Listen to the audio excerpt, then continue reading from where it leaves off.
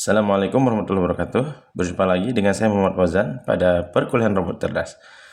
Pada pertemuan kali ini kita akan coba mengontrol robot yang sudah kita assembly, yang sudah kita rakit pada pertemuan ke-7, dan akan kita kontrol menggunakan joystick. Nah, joystick ini kita bisa lihat banyak merek dan jenisnya ya. Tapi minimal seperti ini tampilan dasar meskipun mereknya berbeda-beda. Biasa kita temukan joystick ini pada untuk game ya, misalkan PS maupun PS2, 3, 4, dan 5. Dan kita juga bisa menggunakannya untuk memainkan game di laptop kita. Nah, ini salah satu contoh joystick yang kita gunakan untuk perkuliahan ini. Jadi sebelum kita lanjutkan, saya ingin kenalkan sedikit ya. Contohnya ini, tipe yang saya gunakan ini ya, ada beberapa tombol. Nah, ini namanya tombol left, right, up, sama down. Lalu ini untuk joystick yang berbeda merek, tidak semua seperti ini ya. Misalkan kalau ini X, tapi kalau kita mengacu pada joystick PS ya, di sini tuh kotak, ya di sini segitiga atau triangle, B di sini lingkaran, sedangkan A yang ada di sini adalah X. Jadi jangan bingung ya, nanti jika Anda mencoba sendiri maka bisa diatur konfigurasi nama untuk tombol-tombolnya. Lalu ini ada tombol power ya. Lalu di sini ada L1, R1, left 1, right 1, L2, R2, left 2, right 2. Nah, ini disebut sebagai tombol-tombol digitalnya, artinya nilainya 0 dan 1 ketika diklik. Lalu ada tombol analognya, ini axis ini ya, disebut axis, kiri dan kanan. Jadi ini kalau diputar kiri kanan atas bawah, maka nilainya bukan 0 dan 1, tapi antara 0 sampai dengan 1. Jadi kalau putarnya sedikit begini, maka nilainya 0,2 mungkin. Tapi kalau kita full 1. Kita kurangi dikit 0, bisa 0,2, 0,3. Jadi ini tergantung sesuai dengan tingkat ya, sesuai dengan seberapa dalam kita menggesernya ke kiri. Kalau full kiri berarti 1, kalau setengah kiri 0,5. Kalau mendekati 0 ya 0,1. Kenapa ini penting? Ini nanti kita gunakan untuk melatih atau pengambilan data collection atau data training pada robot sebelum nanti kita latih menggunakan neural network. Nah, jadi nanti tombol aksis ini ya, terutama ini yang kiri nanti kita gunakan untuk mendapatkan nilai steering. Steering itu belokannya ya, belokannya kalau steeringnya kita full ke kanan berarti steeringnya belok kanan 1, tapi kalau setengah 0,5 steeringnya. Jadi kalau nanti kita memiliki jalur sedikit berbelok, nggak mungkin 1 steeringnya karena kita cuma geser sedikit ya.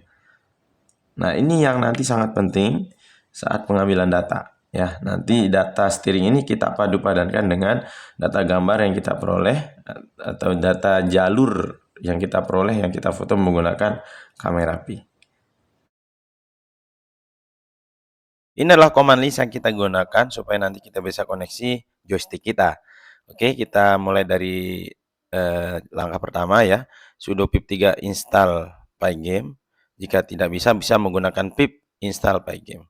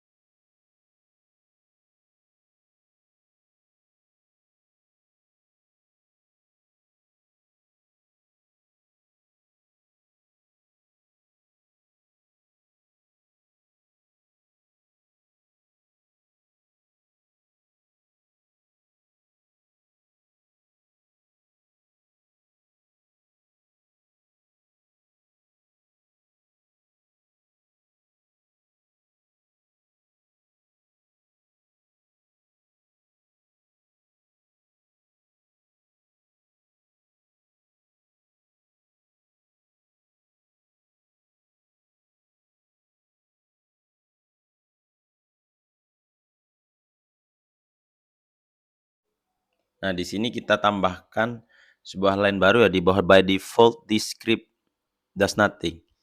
Ya, tambahkan copy paste saja sintaksnya. Setelah dimasukkan Ctrl O untuk menyimpan lalu enter. Jangan lupa tekan enter setelah Ctrl O ya. Dan Ctrl X untuk keluar lalu enter. Langkah selanjutnya kita koneksi dengan joystick. Kemudian buka Raspberry, kemudian add Bluetooth, add device, dan sudah ada di situ klik device di pairing dan koneksi ya. Nah, selesai dan kita siap menggunakan joystick kita.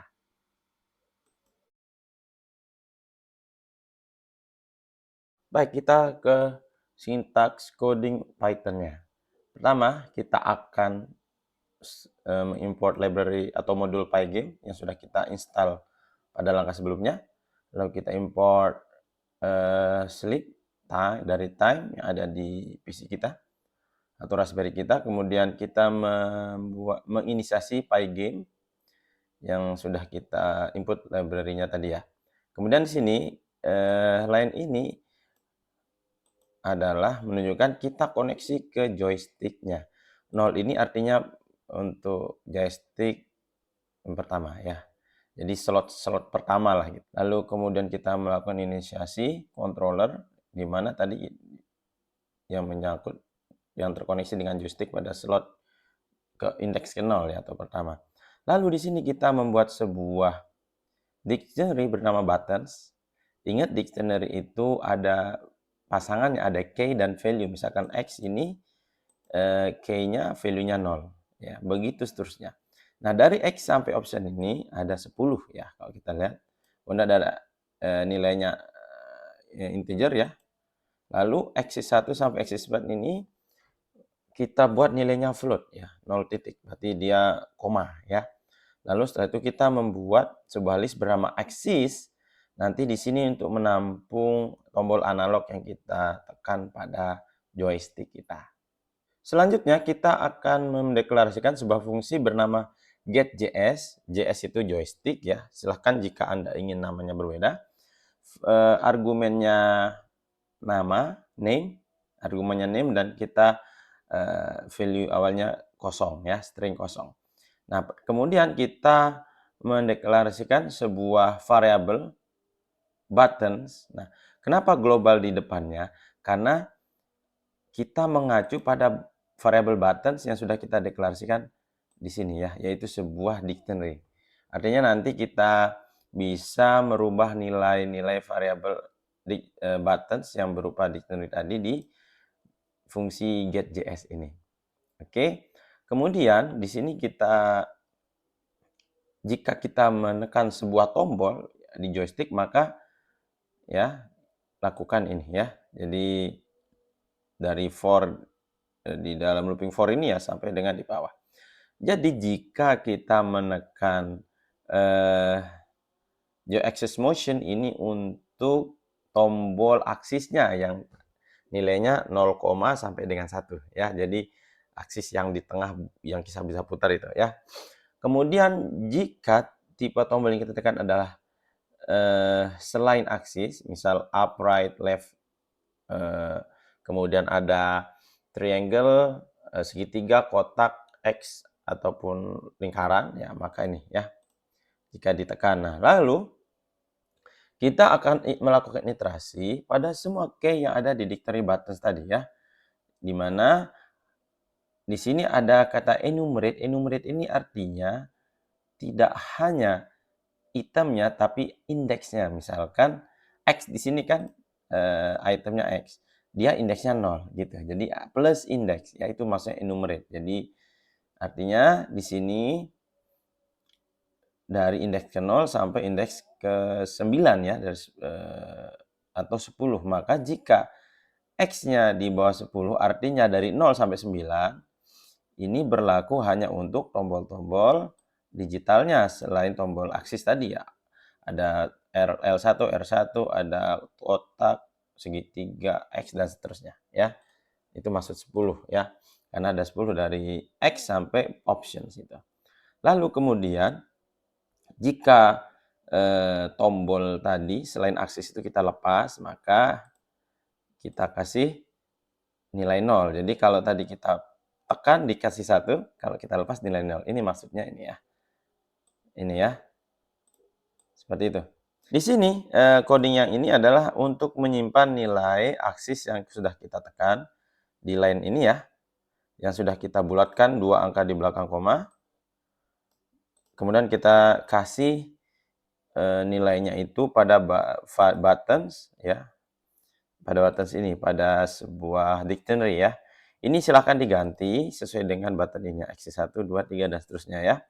Jadi silahkan Anda mencoba-coba.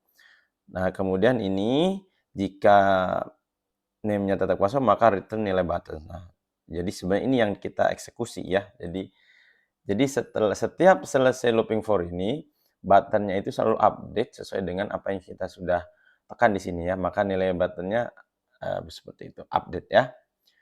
Nah, kemudian kita mendefinisikan sebuah function bernama main, di mana kita memanggil function get.js tadi ya.